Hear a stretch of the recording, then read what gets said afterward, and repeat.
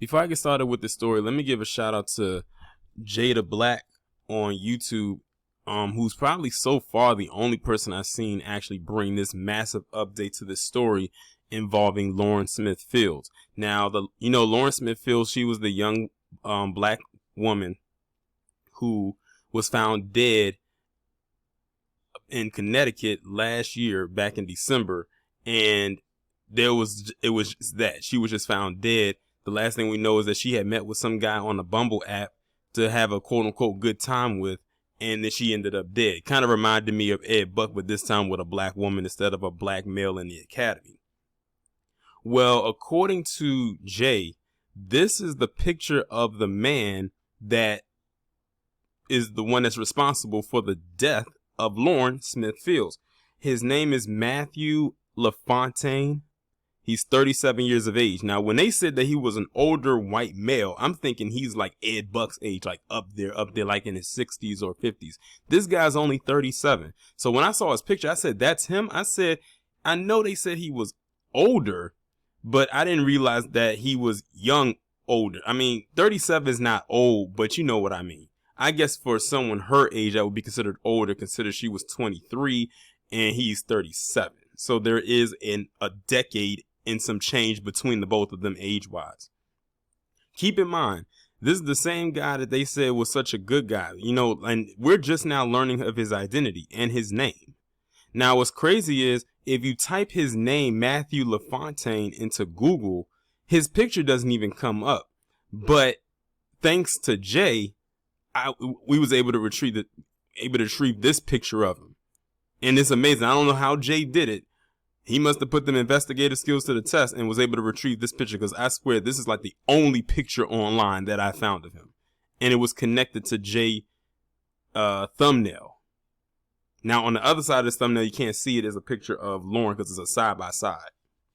But this is him. He's the so-called nice guy that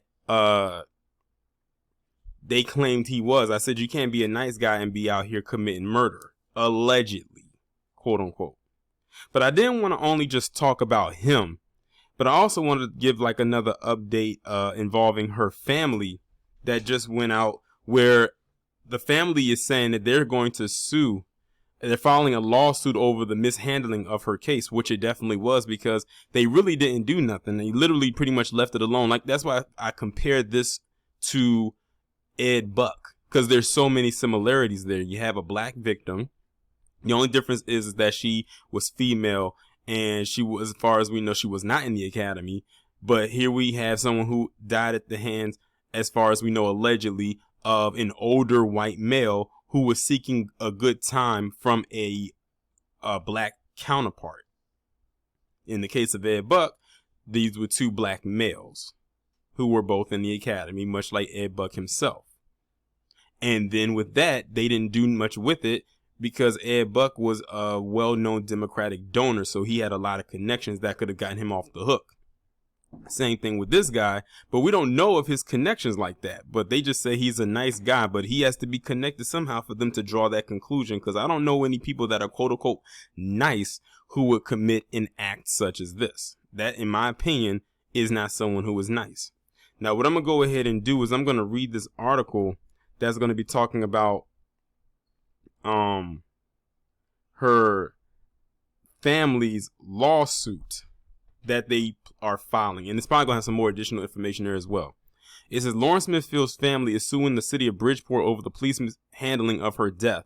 The 23-year-old died on December 12, 2021, after a date with Matthew LaFontaine the night before. He slept over at her apartment and called 911 after finding her unresponsive. He was not investigated by police, who told the family it was because he seemed like a nice guy. Not because he is a nice guy, but because he seemed like a nice guy. I swear they will only peg that response to people who look like this. Police also did not release his name at the time. So think about it. This article I'm reading from was posted on January 18, 2022. Lauren Smith Field was found dead on December 12th, or she died on December 12th. We're talking about over a month before we even knew his name, let alone how he looked. They just said it was an older guy who was quote unquote nice, and we knew he was a white male. That's it. That's all we knew. I said that could have been anybody. especially in Connecticut. The police didn't even contact the family to inform them of her death. They found out through her landlord, who put a note on her door that said, "If you're looking for Lauren, please contact this number." The family found the note when they went to her apartment after several days of not hearing from her. They had to contact the police department to get confirmation that Smithfield had died. The family says that police treated them poorly, even telling her brother to stop calling before hanging up when he inquired about the case. When cleaning out her apartment after her funeral, that family found evidence that the police never bagged, including bloody sheets on her bed, a pill, a used condom, and a bottle of lube. And NBC Connecticut reached out to the medical examiner's office for a cause of death and was told that the cause was pending as more tests are needed.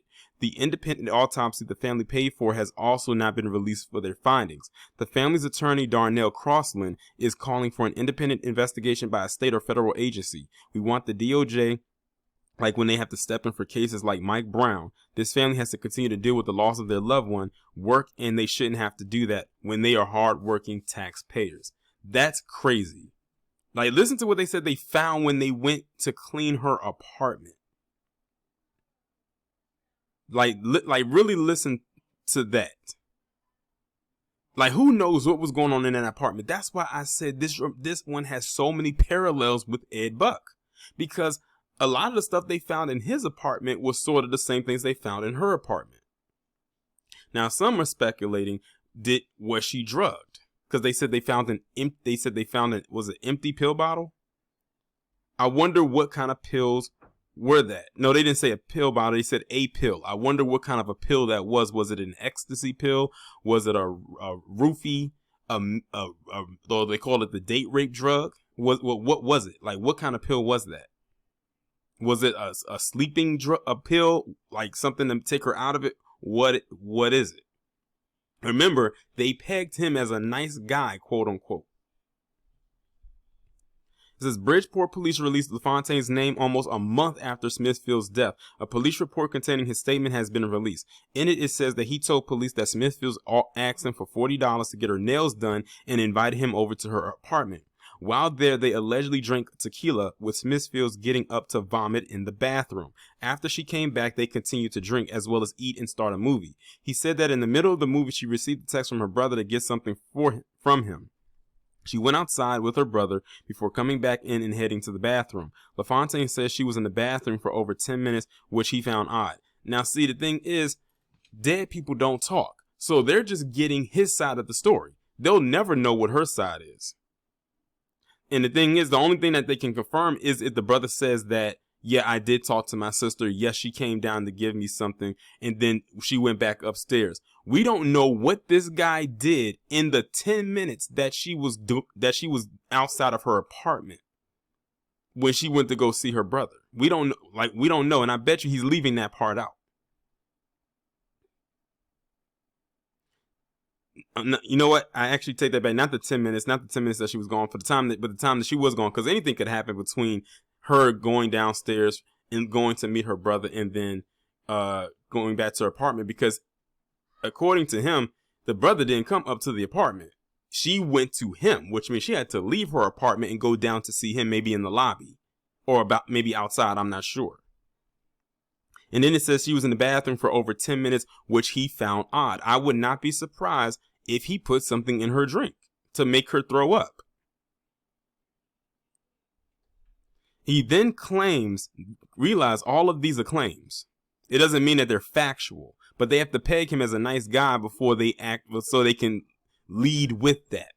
It says he then claims that she fell asleep on the couch while watching the movie, so he brought her to her bed. He then fell asleep beside her. At 3 a.m., he got up and noticed her snoring. When he got up at 6:30 a.m., he said that she was lying on her right side, bleeding from her nose and not breathing. He then called 911. He also claims that they didn't have sex and he was laying with her fully clothed. Now, here's the thing. That doesn't make sense, considering in the first part of this, it says that they found a used condom and bloody sheets on her bed.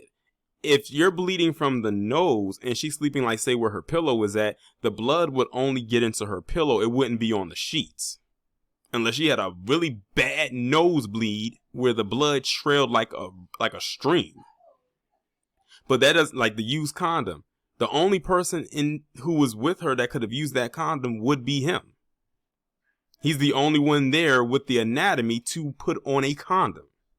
And they said it was used. See, nothing he's saying is making any sense. But like I said before, and I'm going to keep saying it, they had to peg him as a quote unquote nice guy to make this believable. It's no way that he could have possibly did what people are going to eventually accuse him of. No, he's a nice guy. Let's get back into it. Her family disputes several parts of the story. I dispute more than several. Almost the entire story, if you ask me. They say that her nails had been done earlier in the week and were still in good shape for the funeral, so she wouldn't have needed the money to get them done. Her brother, Lakeem Jeter, also stated that he didn't text his sister that night. He called her. That this was so he could pick up some clothes from her, not give her something. Remember, he said that she texted him, or he texted her to come down to get something from him. But the brother is saying, she didn't text me. I called her so she could give me something. See, it's two different stories. And I'm leaning heavily with what the brother is saying.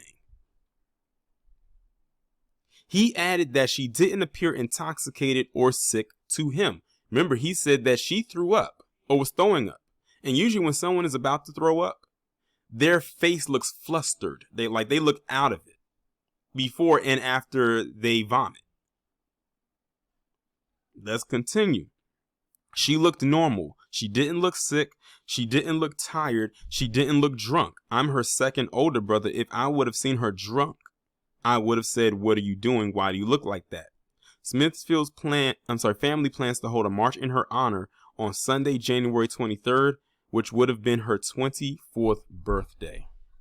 That is crazy. See, this story that this guy is giving is not adding up whatsoever. And I kind of figured that. And he's getting loads of protection. And we know why he is. But furthermore, we know who's not going to be talking about this. And you would think that this is the story they would talk about. But remember what I said in the original video about her. These are the type of people who, those quote unquote divestors who are looking for a level up or a come up. This is the kind of people that you're trying to tell them to level up to, quote unquote. These monsters. As far as I'm concerned, this guy is a monster. And they need to literally find a way to thoroughly investigate him. Because I'm almost certain that this is not his first ride at the rodeo. I'm willing to bet he has probably pulled this act with someone else. It's just that the person may still be alive. Maybe. Who knows? Who knows? This guy might have quite a body count under his to his name that we don't know about. It's just that this story was the one that made the headlines. But I'm gonna see if I can stay on top of this story as much as I can. But I do have to give another shout out again to Jada Black, because he was the first person that I saw actually bring this update, and so I could bring this to my audience as well. What I'll do is I'll leave a link to his commentary about this video, about this story, and you can go and watch his take on it as well. But with that being said, y'all let me know what y'all think down in the comments.